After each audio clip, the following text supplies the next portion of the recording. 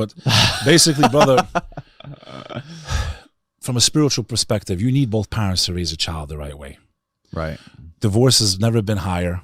And what is the divorce rate? Is the divorce rate really the highest in the U.S.? It's very high, man. Listen, divorce was like unthinkable in the Albanian culture 30 years ago. Now it's normal. People would have, families would have gotten into blood wars over honor for a divorce. Like guns were drawn when people got divorced. And now it's like not a big deal.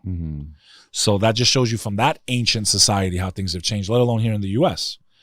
But what I mean by generation of bastards is that so many children are born out of wedlock. Now, in the old days, if somebody called you a bastard, you'd break their jaw. If someone called you a bastard, there was nothing. Look at the films where they show people in medieval Europe, and he's the bastard. Being a bastard. He's the bastard of Sir John Eliot III. Yeah. And like Game of Thrones, Jon Snow was the bastard. So to be called the bastard was like you're a lowlife, basically, right? And I'm not saying that you are if you are one. But what I mean by that is that you don't have the proper parental guidance. So many children are born out of wedlock. Men are not being men. I don't care if you marry the woman or not. You brought that child into this earth.